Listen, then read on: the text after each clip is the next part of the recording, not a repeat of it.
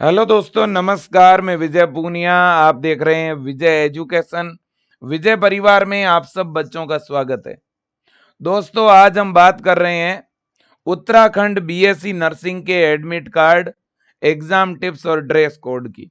उत्तराखंड में BSc nursing का जो एडमिट कार्ड है वो कब तक रिलीज होगा, और दूसरा हम ये बात करेंगे कि एग्जाम कब कैसे देना है। एकदम शॉर्ट में सारे टिप्स आपको बताने वाला हूं। सबसे पहली बात और बड़ी बात तो यह है बेटा, हमारे उत्तराखंड के अंदर हेमवती नंदन बहुगुणा मेडिकल यूनिवर्सिटी है, जिसको हम HNBU के नाम से जानते हैं। हेमवती नंदन बहुगुणा मेडिकल यूनिवर्सिटी, ये इसकी वेबसाइट है HNBUMU.AC.in, है ना। ये क्या है बेटा, ये है वेबसाइट। इस वेबसाइट पर ही बेटा हमारा क्या आने वाला है, एडमिट कार्ड आने वाला है कि नहीं। जिन भी बच्चों ने बीएससी नर्सिंग में एडमिशन के लिए फॉर्म भर रखा है बेटा, उनका एडमिट कार्ड जो है वो आने वाला है।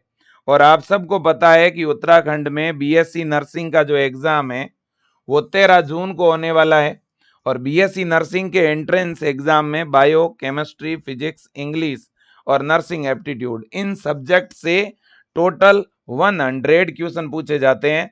100 मार्क्स का पेपर होगा, 2 घंटे का टाइम मिलेगा, माइनस मार्किंग होगी नहीं, दोनों मीडियम में पेपर होगा, OMR सीट पर, और ऑब्जेक्टिव टाइप का पेपर आता है बेटा। अब बात बड़ी ये है कि भाई एडमिट कार्ड आने वाला है, लेकिन कब तक। तो देखो बेटा, इस बार 2026 के लिए जो उत्तराखंड में बीएससी नर्सिंग का जो एंट्रेंस एग्जाम है वो तो 13 जून को है बेटा, लेकिन हमारा जो एडमिट कार्ड आने की जो डेट थी वो थी 8 जून। 8 जून को हमारा एडमिट कार्ड आने वाला था, ऐसी हमारे पास डेट थी। लेकिन हर साल की तरह इस बार भी बेटा उत्तराखंड में हमेशा जो डेट दी हुई होती है उस डेट से एक दिन लेट ही एडमिट कार्ड आता है। तो कोई डरने वाली बात नहीं है आपको बेटा। देखिएगा यहां पर एक जगह जो है आपके नोटिफिकेशन में 8 जून लिखा हुआ है और दूसरे नोटिफिकेशन में 10 जून लिखा हुआ है। इसका मतलब आपका एडमिट कार्ड 8 जून से 10 जून के बीच आएगा। ऐसा कहां लिखा है सर? तो देखो बेटा, यह है हेमवती नंदन बहुगुणा यूनिवर्सिटी की वेबसाइट HNBUMU.AC.in। इस वेबसाइट पे आओगे तो यहाँ पे उत्तराखंड नर्सिंग और पैरामेडिकल की लिंक पे क्लिक करना। लिंक पे क्लिक करते ही यहाँ पर एक तो इंफॉर्मेशन ब्राउजर है बेटा। ब्राउजर पर जैसे ही क्लिक करते हैं तो बीएससी नर्सिंग का जो प्रोस्पेक्ट है, इस प्रोस्पेक्ट में देखो आप, एग्जाम कब है, 13 जून को, शनिवार को 10 बजे से 12 बजे के बीच है। और एडमिट कार्ड 10 जून को 1 बजे से वेबसाइट पर अवेलेबल होगा, ऐसा लिखा हुआ है। लेकिन बेटा जैसे ही अपन इसी वेबसाइट के इधर शेड्यूल वाले सेक्शन में आते हैं तो शेड्यूल में आप लोग देखना, ये शेड्यूल है इनका। इस शेड्यूल के अंदर अगर आप बड़े ध्यान से देखोगे तो यहां देखो आप, एडमिट कार्ड डाउनलोड करने की डेट 8 तारीख दी हुई है, 8 से 2 बजे से, 8 तारीख को 2 बजे से, है ना। लेकिन 8 तारीख को यानी कल हमारा एडमिट कार्ड नहीं आया था वेबसाइट के ऊपर। इसका यही मतलब है बेटा कि आपका जो एडमिट कार्ड है वो आप मान के चलिएगा बेटा कि या तो आज आ जाएगा और या कल आ जाएगा। आपको जो है परेशान होने की जरूरत नहीं है। या तो आज शाम तक आपका एडमिट कार्ड आ जाएगा, है ना, और या बेटा कल दोपहर 1 बजे तक आ जाएगा। भाई कल 1 बजे तक तो पक्का ही आएगा, 100% आएगा। कल 1 बजे तक तो पक्का आएगा, 100% आएगा, इसमें कोई दो राय नहीं है। तो आप टेंशन इस बात की छोड़ दीजिएगा, कल तो पक्का ही एडमिट कार्ड आएगा। ठीक है कि नहीं? अब सर एडमिट कार्ड आएगा तो हम चेक कहां से करें, पता कैसे चलेगा? तो आप पहले वेबसाइट पे आ जाओ बेटा, है ना। जैसे ही यूनिवर्सिटी की वेबसाइट पर आओगे, वेबसाइट पे आने के बाद यहाँ पे क्लिक करो, है ना, उत्तराखंड नर्सिंग पैरामेडिकल पे। तो ये वाली वेबसाइट खुल गई जिसके ऊपर आपने फॉर्म भरा था। अब जैसे ही आप इस वेबसाइट पे आओगे ना बेटा, तो यहां पर देखिएगा, यहां क्लिक हियर टू लॉगिन लिखा हुआ है कि नहीं? तो यहीं पर आकर के आपको क्लिक करना है बेटा, यहां पे आकर के। और मैं तो कह रहा हूं कल 1 बजे तक आप इंतजार कर लो, ज्यादा संभावना है कि कल 1 बजे तक ही एडमिट कार्ड आएगा, है ना? हाँ, और पहले आ जाए तो और अच्छी बात है। अब जैसे ही आपने लॉगिन पर क्लिक किया बेटा, तो यहाँ 2 चीज दिख रही है, एक रजिस्ट्रेशन आईडी और दूसरा date of birth. Registration ID डालो अपना, डेट ऑफ बर्थ डालो अपना, सेंड ओटीपी पे टिक करो और ओटीपी डाल दो। ओटीपी डालते ही एडमिट कार्ड डाउनलोड का ऑप्शन मिल जाएगा, आप अपना एडमिट कार्ड डाउनलोड कर लेना। और मैं फिर आपको बोलूंगा, आप 10 तारीख को दिन में 1 बजे तक इंतजार कर लो, ठीक है बेटा? 10 जून को आप 1 बजे के बाद यहां पर आकर लॉगिन करना, आपको अपना एडमिट कार्ड मिल जाएगा। ओके, अब अपन अगले पॉइंट पे चलते हैं। अगला पॉइंट यह है कि सर एग्जाम से रिलेटेड हमें किन किन बातों को ध्यान में रखना होगा, है ना? तो एंट्रेंस एग्जाम को लेकर के बहुत सारी चीजें हैं, वो मैं आपको बताने वाला हूं, ध्यान से सुन लीजिएगा आप, ठीक है ना? बिल्कुल। अब सुनो बेटा, एग्जाम से रिलेटेड बहुत सारी चीजें हैं जिनको लेकर के आपको ध्यान रखना होगा। अब देखिएगा, सबसे पहली बात तो यह है बेटा, सबसे पहले तो यह है कि आपको बेटा अभी, चूंकि 13 तारीख को आपका पेपर है और आज है 9 तारीख, है ना? आज है 9, तो आपके पास में 9, 10, 11 और 12, 4 दिन आपके पास में है बेटा। इन 4 दिन आप जितनी अच्छी तैयारी कर सकते हो कर लो। आप लोगों के लिए हमने कई मैराथन क्लासें चलाई है, आपको पता होगा। आप लोगों के लिए पहले मैंने विजय पथ के नाम से मैराथन क्लास चलाई थी, है ना? आप लोगों के लिए पहले हमने विजय पथ के नाम से मैराथन क्लासें चलाई थी, और विजय पथ में हमने पूरी की पूरी 12th का रिवीजन कराया था, 12th की फिजिक्स केमिस्ट्री बायो। इसके बाद में हमने विजय रथ के नाम से मैराथन क्लास चलाई बेटा, जिसमें 11वीं का रिवीजन कराया। इसके बाद में अभी वीपीएल के नाम से क्लासें चलाई थी बेटा, जिसमें 11वीं और 12वीं का फिर से रिवीजन कराया।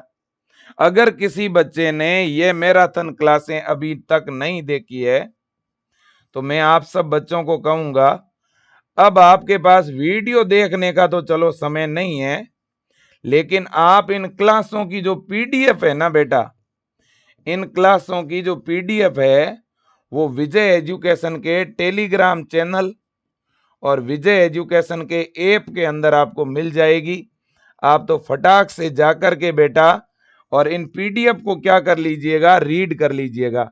इनके अंदर हजारों क्वेश्चन है। अगर आप डेली बेटा 1-1 घंटे भी, है ना, या सुबह को 2 घंटे, शाम को 2 घंटे, डेली 4 घंटे भी अगर आप इन पीडीएफ को पढ़ोगे, या इन मैराथन क्लासों की जो रिकॉर्डेड क्लासें हैं इन तीनों वाली, इनको आप 2x की स्पीड में भी देखोगे ना, तो भी आपका जबरदस्त रिवीजन हो जाएगा। और इसके अलावा बेटा इंजेक्शन के नाम से अपन ने बेटा नर्सिंग एप्टीट्यूड और इंग्लिश की पूरी कंप्लीट 2-2 बार रिवीजन मैराथन क्लासों के द्वारा करवाया है, तो वो क्लासें भी आपको मिल जाएगी। तो फिजिक्स, केमिस्ट्री और बायो तो 3-3 बार हमने रिवाइज कराई है। विजय पथ, विजय रथ और वीपीएल नाम से मैराथन क्लासें चलाई है, जिनकी आपको प्लेलिस्ट के अंदर सारी वीडियो भी अभी मिल जाएगी यूट्यूब पे। और बेटा इसकी टेलीग्राम पे पीडीएफ भी मिलेगी, और इंजेक्शन सीरीज की भी सारी पीडीएफ मिल जाएगी, जिनमें नर्सिंग एप्टीट्यूड और पूरी इंग्लिश पढ़ाई गई है। और ये सारी क्लासें आपके लेवल की हैं, इतना आप मान के चलें। अब बेटा और भी हम मैराथन क्लास कल से शुरू कर रहे हैं, है ना? 10 तारीख को, 11 तारीख को, 12 तारीख को कंटिन्यू मैराथन चलेगी। आप इन मैराथन क्लासों को भी देख पाओगे। 10 को, 11 को, 12 को भी मैराथन क्लासें चलेगी, ठीक है ना बेटा? बिल्कुल जी। अब मेरी बात ध्यान से सुनिएगा, ये तो बात है चलो तैयारी की। और देखो बेटा, केवल इन मैराथन क्लासों से नहीं, आपको मैं एक और निवेदन कर रहा हूं। आपके पास जो भी नोट्स बने हुए हैं ना बेटा, आप इन नोट्स को एक बार क्या कर लीजिएगा, इन नोट्स का एक बार बढ़िया तरह से आप रिवीजन कर लो। जो आपके पास नोट्स हैं इनको अच्छी तरह से आप रीड कर लो बेटा, ठीक है कि नहीं? बिल्कुल, क्योंकि बेटा आपका जो पेपर आता है ना उत्तराखंड का, वो काफी अच्छे लेवल का आता है। आपका जो पेपर है वो एम्स के लेवल का आता है। जिस तरह का बेटा एम्स बीएससी नर्सिंग और पैरामेडिकल का पेपर होता है ना, उस लेवल का पेपर आता है। मतलब आपका पेपर बहुत इजी नहीं आता, आपका पेपर जो है मॉडरेट टू हार्ड आता है, ठीक है कि नहीं? काफी अच्छे लेवल के क्वेश्चन आते हैं और इसके लिए अच्छी तैयारी मांगी जाती है। तो इसलिए आपको बोल रहा हूं बेटा, आप जो है अच्छे लेवल के, जो बढ़िया लेवल के क्वेश्चंस हैं वो आप ज्यादा से ज्यादा प्रैक्टिस करिए, जो कि हमने विजय पथ के अंदर और विजय रथ सीरीज में करवाए थे, ठीक है? बिल्कुल। और नर्सिंग एप्टीट्यूड और इंग्लिश तो बहुत ही आसान आती है, ज्यादा हार्ड नहीं आती।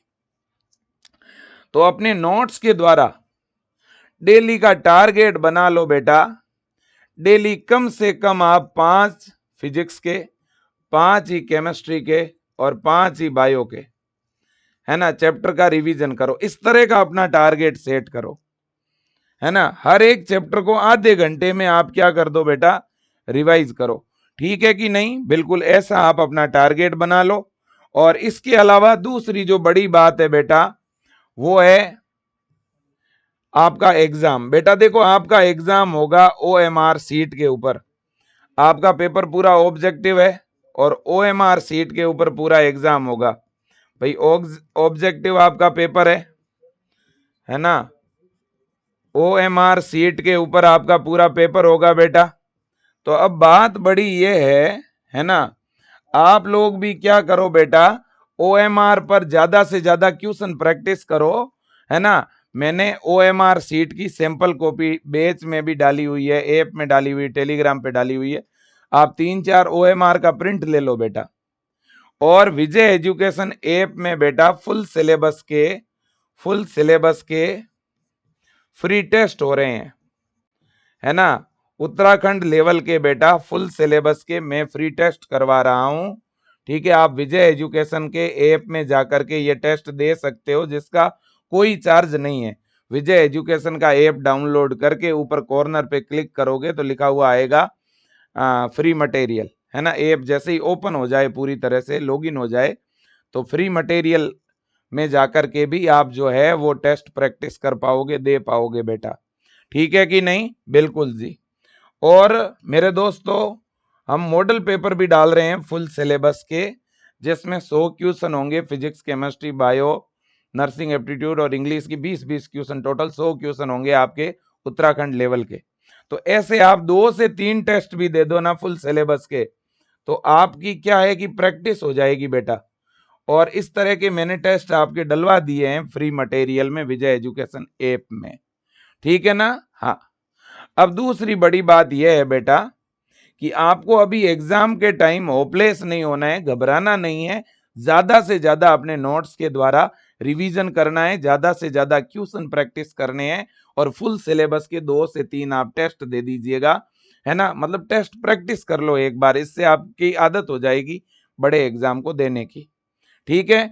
और आपको बेटा जो आपका पेपर है उत्तराखंड एचएनबीयू वाला बीएससी नर्सिंग का, इस पेपर में आपको ध्यान ये रखना है बेटा कि जैसे ही आपके पास पेपर आ जाएगा, जैसे ही आपके पास में ओएमआर सीट होगी, मान लो ये आपको पेपर मिल गया और आपको फिर एक ओएमआर सीट मिलेगी, तो ओएमआर सीट पर आपको अपने रोल नंबर भरने होते हैं और पेपर के ऊपर एक संख्या होती है, वो संख्या भरनी होती है। फिर ओएमआर सीट पे आपको अपना नाम डालना होता है। इतना डालने के बाद ओएमआर सीट साइड में रखनी है, फिर आपको पेपर के ऊपर अपने आंसर टिक करने हैं। अब पेपर में ध्यान रखना, आपको जो सब्जेक्ट आसान लगे उसको पहले कर लेना। जैसे बायो पहले अटेम्प्ट कर लेना, फिर केमिस्ट्री कर लेना, फिर है ना नर्सिंग एप्टीट्यूड कर लेना, फिर इंग्लिश कर लेना, लास्ट में फिजिक्स कर लेना। अब पहले आते हुए क्वेश्चन करना, जो एकदम सही सही आपको आ रहे हैं वो आपको पहले करने हैं, इसके बाद में उससे अगला, इसके बाद में उससे अगला। जो एकदम सही से आते हुए प्रश्न आपको टिक करते हुए आगे बढ़ना है।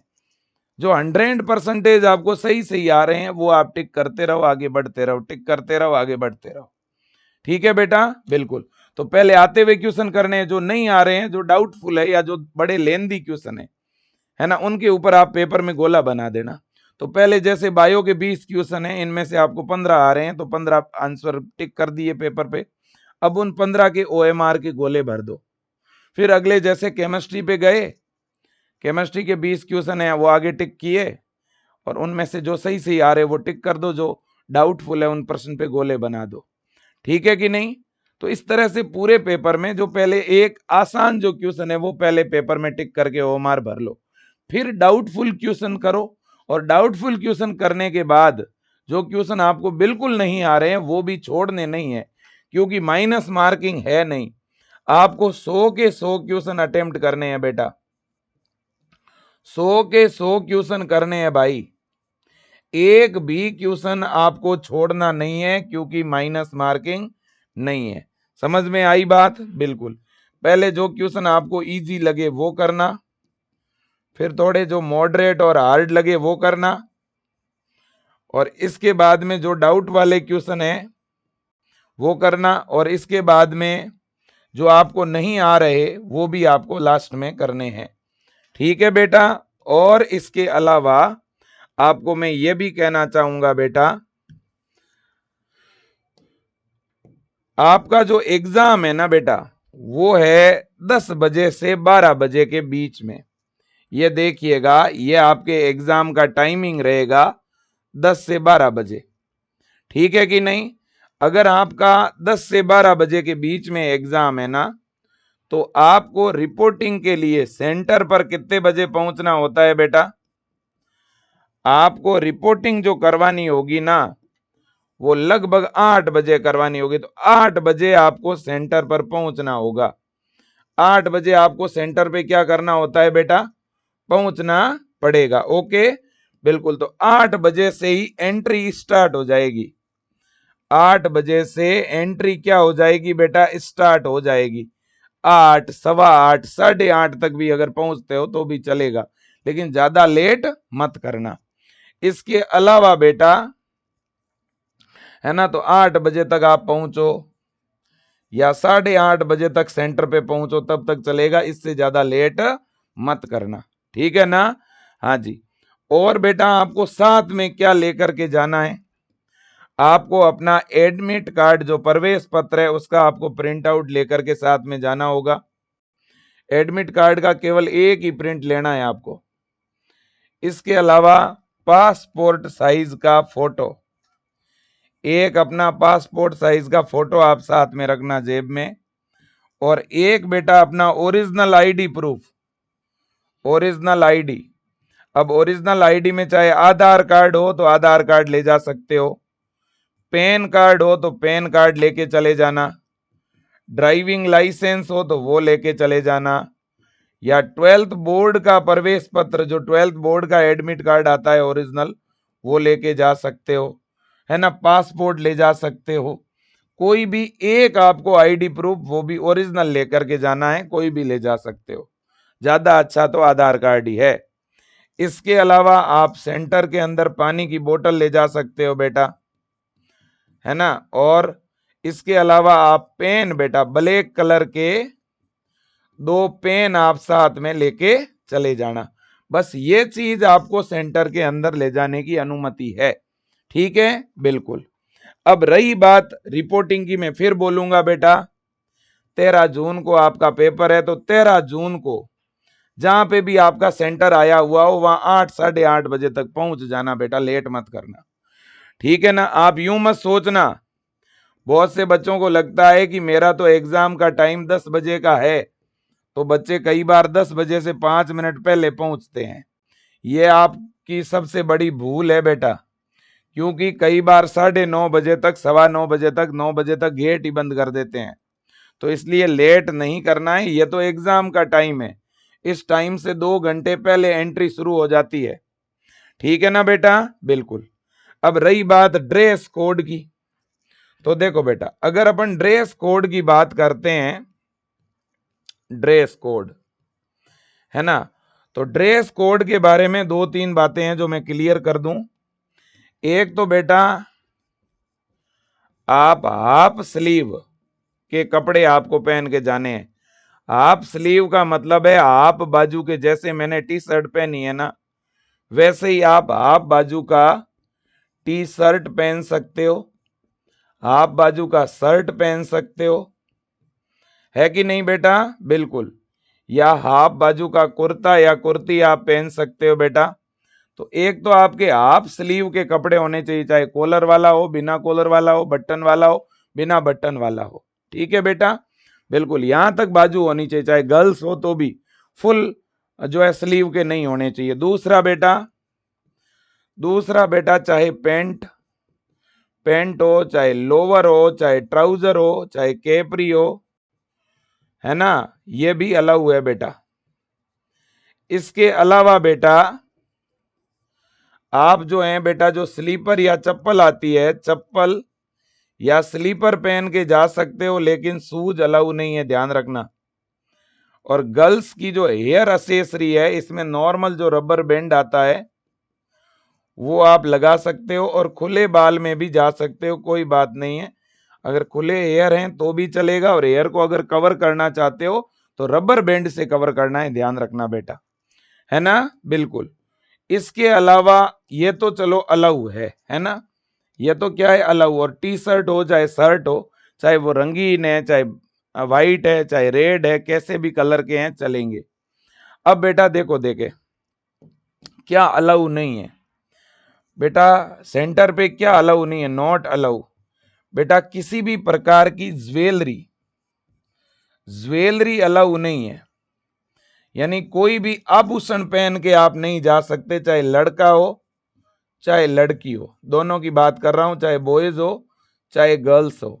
चाहे कान में कोई भी किसी तरह की बाली है, चाहे कुंडल है, चाहे नोज के अंदर है बेटा, गले में है, चाहे रिंग है, चाहे कोई कड़ा है ना, ब्रेसलेट है, ये आप नहीं ले जा सकते साथ में। इसके अलावा बेटा जो वॉच है, घड़ी, किसी भी प्रकार की वॉच अलाउ नहीं है बेटा। बैग आप साथ में नहीं ले जा सकते, पर्स अलाउ नहीं है, किसी भी प्रकार की टोपी आप पहन के नहीं जा सकते, कैप अलाउ नहीं है बेटा। और किसी भी प्रकार का इलेक्ट्रॉनिक जो डिवाइस आता है, चाहे वो मोबाइल हो चाहे कोई और डिवाइस हो, वो आप अंदर नहीं ले जा सकते। ये पर्स है, बैग है, ये बाहर रख सकते हो, सेंटर के बाहर रखने की जगह मिल जाएगी आपको, है ना। इसके अलावा बेटा अगर मान लो आपके पास में कोई कैश पेमेंट है बेटा, आपके पास में कैश पेमेंट है, तो वो आप अपने जेब में रख सकते हो, कोई दिक्कत नहीं है। ठीक है ना? हाँ। इसके अलावा बेटा अगर मैं बात करूं तो मेन तो यही चीजें जो अलाउ नहीं है, बाकी ज्योमेट्री बॉक्स अलाउ नहीं है। जो ज्योमेट्री बॉक्स है, लॉग टेबल है ना, लॉग टेबल आप अंदर नहीं ले जा सकते, और इरेजर आप अलग अंदर नहीं ले जा सकते। जो व्हाइटनर आता है ना बेटा, वो आप अंदर नहीं ले जा सकते। ठीक है कि नहीं? बिल्कुल इन चीजों का ध्यान रख लेना, ये चीजें बिल्कुल भी अलाउ नहीं है। ठीक है बेटा? हाँ। और बालों में जो मेटल की पिन आती है ना बेटा, मेटल के जैसे बड़े बटन हो गए, वो नहीं होने चाहिए कपड़ों पर। मेटल की कोई बड़ी पिन नहीं होनी चाहिए। बेल्ट अलाउ नहीं है बेटा, बेल्ट आप नहीं ले जा सकते अंदर। ठीक है ना? तो इन सब चीजों का आपको ध्यान रखना है, और पूरी तरह से ड्रेस कोड आपको फॉलो करना है बेटा। बाकी ड्रेस कोड को लेकर के मैं अलग से भी एग्जाम के समय और वीडियो बना दूंगा, लेकिन जो मेन बातें हैं वो मैं अभी से आपको बता रहा हूं, ताकि इन चीजों का आप क्या रखो बेटा, ध्यान रखो। ठीक है कि नहीं? हमें बेटा बहुत ही जिम्मेदारी से एग्जाम देना है, किसी भी प्रकार की हमें कोई गलती नहीं करनी है। ठीक है ना? और सेंटर अलग अलग जिलों के अंदर परीक्षा का केंद्र रहेगा बेटा। और देखिएगा यहाँ पर ऑब्जेक्टिव टाइप का पेपर है, हिंदी इंग्लिश दोनों मीडियम में आपका पेपर होगा, है ना। ये सारी चीजें तो है ही। और प्रश्न पत्र एग्जाम होने के बाद आप पेपर साथ में ला सकते हैं, कोई दिक्कत नहीं है। और परीक्षा स्थल पर देखो बेटा, कैलकुलेटर, लॉग टेबल या है ना कोई भी प्रकार का संचार उपकरण यानी मोबाइल वगैरह आप नहीं ले जा सकते। और सभी अभ्यर्थियों को परीक्षा शुरू होने से 45 मिनट पहले अपना स्थान ग्रहण करना होगा। इसका ये मतलब है कि 2 घंटे पहले आपको सेंटर पे आना पड़ेगा। ठीक है कि नहीं? हाँ, लगभग 9:15 के बाद तो शायद एंट्री नहीं होगी बेटा, है ना? हाँ, इसके बाद में कोई भी प्रश्न का एक से ज्यादा गोला नहीं भरना है। कई बार आप आंसर भर रहे हो, एक गोला भरा, फिर पता चला अरे यार गलत भर दिया, तो कुछ बच्चे गोले में काट छांट करके दूसरा भरते हैं, वो गलती नहीं करनी है। और जब भी आप बबल भरो ना, ओएमआर के अंदर, ओएमआर सीट में जब आप गोले भरोगे, जैसे ये 4 गोले हैं ABCD, है ना? ये ए है, ये बी है, ये सी है, ये डी है, ये मान लो एक क्वेश्चन नंबर पहला है। तो अब आपको जो आंसर ठीक लग रहा है उसे इस तरह से भरना है, ऐसे। अगर आपको लग रहा है इसका बी होगा तो बस बी ऐसे भरना है। अब कुछ बच्चे जल्दबाजी में क्या करते हैं, इतना भर के छोड़ देते हैं, या यूं टिक कर देते हैं, या इसको पहले भर देते हैं, फिर पता चला अरे यार ये नहीं होगा, ये होगा, तो फिर इसको ऐसे काटते हैं, या क्रॉस बनाते हैं, फिर इसको भर देते हैं ऐसे करके, और या यूं कर देते हैं। ऐसा मत करना। अगर कोई गलत भर दिया, गलत हो गया तो हो गया, फिर उसको ही भरा रहने दीजिए। ठीक है बेटा? हाँ, इस बात का आपको ध्यान रखना है। और जब आप लोग रोल नंबर बेटा भरोगे ना, रोल नंबर, है ना, आपको पता होना चाहिए, जब आप लोग रोल नंबर भरोगे ना, तो उसमें भी इस तरह का आइकन आता है बेटा, है ना? जो आपके रोल नंबर जब भरोगे ओएमआर के अंदर, है ना, ओएमआर में जब आप लोग रोल नंबर भरोगे ना बेटा, तो वहां पर भी इस तरह के कॉलम बने हुए होते हैं। मैं आपको बता दूं, कुछ इस तरह के, जैसे मान लो आपके रोल नंबर है 2563, है ना? तो अब उस ओएमआर में यूं लिखा हुआ होगा, यहाँ 1 2 3 4 5 6, है ना, ऐसे 1 2 3 4 5 6 7 8 9 0, ऐसे होगा 1 2 3 4 5 6 7, ऐसे ओएमआर सीट के अंदर बेटा, ये जैसे ओएमआर सीट है, ओएमआर सीट में बेटा आपके जो रोल नंबर है ना, वो रोल नंबर के लिए भी आपको ऐसे बबल भरने पड़ते हैं, गोलों को भरना पड़ता है। 3 है ना, तो 3 के नीचे वाला ऐसे बबल भरा जाएगा। 6 है तो 6 वाला बबल भरा जाएगा बेटा, ऐसे। अगर आपके रोल नंबर में 5 है तो यहाँ 5 वाला गोला भरा जाएगा। यहाँ पर बेटा 2 है तो ये 2 वाला गोला भरा जाएगा। इस तरह से रोल नंबर भरे जाते हैं ओएमआर सीट में। ठीक है ना बेटा? बिल्कुल। ये सारी चीजें भी चलो मैं आपको समझाऊंगा। हाँ जी। और इसके अलावा बेटा देखिए, इन्होंने बोला है कि भाई एग्जाम देने के लिए जब आओगे तो आपको अपना ओरिजिनल एडमिट कार्ड लेके आना है ना? और इसके अलावा एडमिट कार्ड आपका जैसे ही कल या आज शाम को या कल दिन में जैसे ही वेबसाइट पे एडमिट कार्ड आए, आप उसका प्रिंट ले लेना। और इसके बाद में बेटा एडमिट कार्ड आपको साथ लेके आना है। इसके अलावा आपको ओरिजिनल आईडी प्रूफ भी एग्जाम वाले दिन साथ में लेकर के आना है बेटा, है ना? हाँ। और इसके अलावा इसके अलावा और हाँ बेटा, एग्जाम के समय बहुत सारे लोग सोशल मीडिया के ऊपर अलग अलग प्रकार के दावे करते हैं। किसी भी नकल जैसी प्रकरण में आपको सम्मिलित नहीं होना है। कोई भी बेटा नकल जैसी घटना से आपको दूर रहना है, क्योंकि बहुत सारे लोग हैं बेटा जो अलग अलग तरह की बातें करेंगे एग्जाम के समय, है ना? ऐसे लोगों से पहले तो आपको बात ही नहीं करनी है, इस बात का ध्यान रख लेना। ठीक है बेटा? तो सारी चीजें मैंने आपको बता दी है, सब कुछ A to Z। ठीक है कि नहीं? हाँ। तो बेटा इस वीडियो को मैं यहीं पर एंड कर रहा हूं। डरिए नहीं, मेहनत करिए, बढ़िया तैयारी करिए, और इस पूरे साल भर विजय एजुकेशन ने आपको बहुत अच्छी प्रिपरेशन कराई है बेटा। हमने विजय एजुकेशन के ब्रह्मास्त्र बैच के अंदर, चाहे ब्रह्मास्त्र 1 हो, 2 हो, 3 हो, क्रैश कोर्स हो, हमने हर बैच में बहुत जबरदस्त पढ़ाया, कई बार रिवीजन करवाया, टेस्ट लिए, और इसके अलावा यूट्यूब पर भी कई बार हमने सिलेबस बच्चों को पढ़ा दिया। तो इसलिए घबराना नहीं है, अब डरना नहीं है। आपकी तैयारी सबसे बेस्ट है, और आपसे बेस्ट किसी की तैयारी नहीं है। और पेपर में जो क्वेश्चन, आप ये समझ लीजिए, अगर कोई एक आध क्वेश्चन पेपर में आपको नहीं आ रहा है तो आप ये समझ लीजिए वो किसी और को भी नहीं आ रहा होगा, क्योंकि आपने अच्छी तैयारी की फिर भी अगर एक आध क्वेश्चन आपको ना आए तो उससे घबराना नहीं है, डरना नहीं है। पूरे पेपर में 100 में से कुछ ऐसे क्वेश्चन हो सकते हैं जो आपके लिए डाउटफुल हो, ठीक है ना। तो डरना नहीं है, घबराना नहीं है, बिल्कुल बड़ा जुनून के साथ पेपर आपको देना है।